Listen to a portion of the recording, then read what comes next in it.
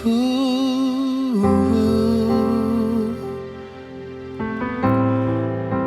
Tuhan yang setia.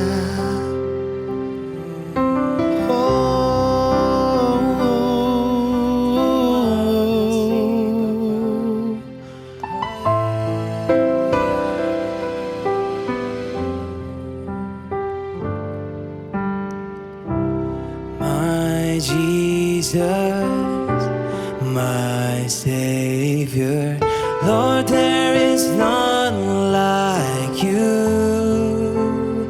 All of my days I want to praise the wonders of your mighty love. My comfort, my shelter, tower of refuge and strength.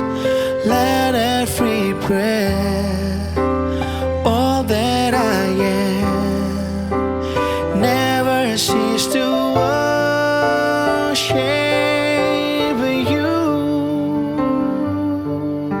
Shout to the Lord, all the earth, let us sing. Power and majesty, praise to the King.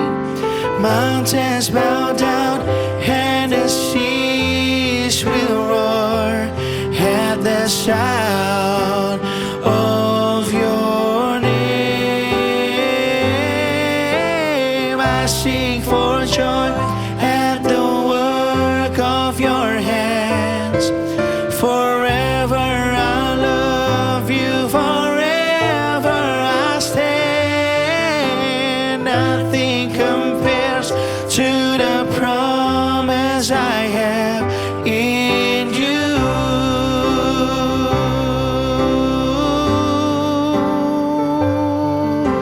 Shout to the Lord, all the earth, let us sing. Power and majesty, praise to the King. Mountains bow down and the seas will roar at the sound of your name. I sing for joy at the work of your hands. Forever I love you, forever I stand. Nothing compares to the promise I have in you. To the promise I have in. Nothing compares to the promise I have in you.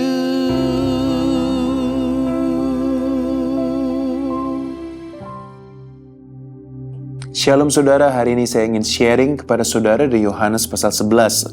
Ayat yang cukup panjang sebetulnya dari ayat 1 sampai 44, lalu 45 sampai 57. Ya, jadi saya tidak akan bahas semuanya, tapi saya akan bahas mengenai satu cerita di mana di situ adalah mengenai Lazarus dibangkitkan. Nah saudara, saya pernah khotbah dari ayat ini, dan waktu saya khotbah ini, saya berikan judul khotbah ini adalah penundaan yang disengaja. Terambil dari ayat 5 ya. Ceritanya ini kan Lazarus sakit, sudah hampir mati. Lalu Lazarus punya dua saudara, yaitu Maria dan Marta. Kita tahu ceritanya. Lalu di ayat kelima dikatakan begini. Yesus memang mengasihi Marta dan kakaknya dan Lazarus. Namun setelah didengarnya bahwa Lazarus sakit, ia sengaja tinggal 2 hari lagi di tempat di mana ia berada. Ini sangat menarik ayat ini buat saya. Yang pertama dikatakan Yesus memang mengasihi.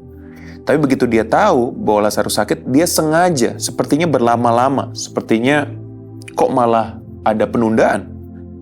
Lalu dijelaskan kenapa tertunda, yaitu di ayat 14 dikatakan, Lazarus sudah mati, tetapi syukurlah aku tidak hadir pada waktu itu.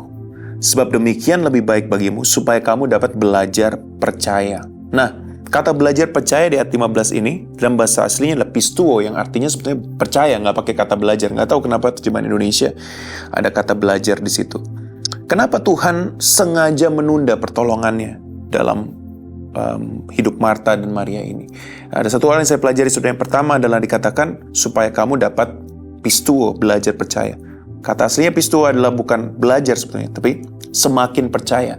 Supaya level iman mereka bisa naik kepada level berikutnya. Kenapa, saudara? Karena iman adalah dasar dari segala sesuatu yang kita harapkan dan bukti dari apa yang kita tidak lihat. Seandainya Yesus tidak menunda kedatangannya ke Betania, maka Yesus akan datang sebelum Lazarus mati dan Lazarus akan disembuhkan. Tapi karena Yesus terlambat datang, maka Lazarus sudah mati dan Lazarus bukan disembuhkan tapi dibangkitkan. Kadang-kadang, saudara, Tuhan sengaja menunda pertolongannya supaya saudara tidak hanya mengalami pemulihan, tapi sudah mengalami kebangkitan. Apa bedanya? Pemulihan adalah hal yang sama, lalu dipulihkan menjadi baru. Kebangkitan adalah saudara sepertinya sudah mati, sebelumnya sudah tidak ada harapan, tapi mendapatkan satu kehidupan yang baru. Mungkin saudara saat ini dalam kondisi di mana saudara mengalami penundaan. Ada penundaan dalam promosi, penundaan dalam pemulihan, penundaan dalam segala hal, berkat jasmani, berkat rohani, dan lain sebagainya. Tapi saya mau encourage saudara pada hari ini lewat Yohanes 11, bahwa Tuhan katakan alasan penundaan terjadi adalah supaya saudara dapat percaya. Semakin percaya, iman saudara meningkat. Yang kedua, saudara, yang menarik daripada ayat ini adalah sebetulnya dia mengajarkan kepada murid-murid. Saat itu katakan, murid-murid bilang, masa sih guru kita mau ke Betania? Kenapa? Karena mereka tahu bahwa kalau Yesus ke Betania, itu ada orang-orang Yahudi di ayat ke-8 yang mencoba melempari Yesus, yang mencoba membunuh Yesus. Kita tahu, saudara, bahwa setelah ayat 44 ini di perikop-perikop selanjutnya, yaitu di ayat yang ke-45 sampai 57, setelah mujizat terjadi, maka orang-orang Farisi ini benar-benar, orang Yahudi ini benar-benar mereka mau membunuh Yesus. Dan murid-murid di ayat 16 berkata begini, Thomas bilang kepada teman-temannya, murid-murid lain, ayo kita pergi aja untuk mati bersama-sama dengan dia. Yang menginspirasi saya daripada ayat ini, saudara, waktu Yesus menunda perjalanannya, dia bukan hanya membangkitkan iman percaya Maria dan Marta, tapi dia juga mengajak murid-muridnya untuk punya another level of faith. Jadi waktu saudara mengalami penundaan, yang terdampak bukan hanya saudara, tapi orang-orang di sekitar saudara juga bisa mengalami pertumbuhan dalam iman. Di cerita ini, saudara, yang mengalami pertumbuhan iman bukan cuma Maria dan Marta, tapi juga murid-muridnya. Tadinya ketakutan, mereka takut Yesus dibunuh, mereka takut dianiaya, tapi di hari itu mereka katakan, udahlah, ayo kita mati bersama-sama dengan dia. Saudara, pada hari ini, saya mau encourage saudara, kalau kau sedang menunggu pertolongan Tuhan dan mengalami penundaan, ketahuilah bahwa Tuhan mengasihimu, dan penundaan yang saudara alami justru akan meningkatkan kualitas iman percaya saudara. Mari kita berdoa. Bapa, kami bersyukur buat hari ini, penundaan yang disengaja. Kalau ada hal-hal yang tertunda dalam hidup kami, Tuhan, kami mau percaya pada Tuhan, kami mau katakan, Tuhan, bahwa Engkau Tuhan yang hidup, Engkau Tuhan yang sanggup, Tuhan, mengubah kehidupan kami. Mungkin pemulihan tidak kami terima, tapi kami tahu kebangkitan ada buat kami. Kami berdoa, Tuhan, kalau ada bagian hidup kami yang mati saat ini, seperti Lazarus, Tuhan, sudah kehilangan pengharapan, sudah nggak punya masa depan, nggak punya harapan, bahkan sudah ada di dalam kubur. Tuhan yang sama yang bisa membangkitkan Lazarus dari kubur, Tuhan yang sama membangkitkan kehidupan kami. Pada pagi ini, siang ini kami terima, Tuhan, kuasa kebangkitan dari Kristus. Firman-Mu sendiri yang berkata, akulah kebangkitan dan hidup, barang siapa percaya kepadaku, ia tidak akan mati. Dia tetap hidup walaupun dia sudah mati. Kami mengalami kebangkitan bersama dengan Tuhan. Pada hari ini kami percaya, Tuhan, bila kebangkitan yang sama yang ada buat Lazarus ada buat kami pada hari ini. Terima kasih Bapa, kami serahkan hidup kami dalam tangan Tuhan. Dalam nama Yesus kami berdoa. Amin. Selamat hidup berkemenangan dalam Tuhan. God bless you all. Yohanes 11. Lazarus dibangkitkan. Ada seorang yang sedang sakit, namanya Lazarus. Ia tinggal di Betania, kampung Maria dan adiknya Marta. Maria ialah perempuan yang pernah meminyaki kaki Tuhan dengan minyak mur dan menyekanya dengan rambutnya. Dan Lazarus yang sakit itu adalah saudaranya. Kedua perempuan itu mengirim kabar kepada Yesus. Tuhan, dia yang engkau kasihi, sakit. Ketika Yesus mendengar kabar itu, ia berkata, penyakit itu tidak akan membawa kematian, tetapi akan menyatakan kemuliaan Allah, sebab oleh penyakit itu anak Allah akan dimuliakan. Yesus memang mengasihi Marta dan kakaknya dan Lazarus. Namun setelah didengarnya bahwa Lazarus sakit, ia sengaja tinggal 2 hari lagi di tempat di mana ia berada. Tetapi sesudah itu ia berkata kepada murid-muridnya, mari kita kembali lagi ke Yudea. Murid-murid itu berkata kepadanya, Rabi, baru-baru ini orang-orang Yahudi mencoba melempari engkau. Masih maukah engkau kembali ke sana? Jawab Yesus, bukankah ada 12 jam dalam satu hari? Siapa yang berjalan pada siang hari, kakinya tidak terantuk, karena ia melihat terang dunia ini. Tetapi jikalau seorang berjalan pada malam hari, kakinya terantuk, karena terang tidak ada di dalam dirinya. Demikianlah perkataannya, dan sesudah itu ia berkata kepada mereka, Lazarus, saudara kita, telah tertidur. Tetapi aku pergi ke sana untuk membangunkan dia dari tidurnya. Maka kata murid-murid itu kepadanya, Tuhan, jikalau ia tertidur, ia akan sembuh. Tetapi maksud Yesus ialah tertidur dalam arti mati. Sedangkan sangka mereka Yesus berkata tentang tertidur dalam arti biasa. Karena itu Yesus berkata dengan terus terang, Lazarus sudah mati. Tetapi syukurlah aku tidak hadir pada waktu itu, sebab demikian lebih baik bagimu, supaya kamu dapat belajar percaya.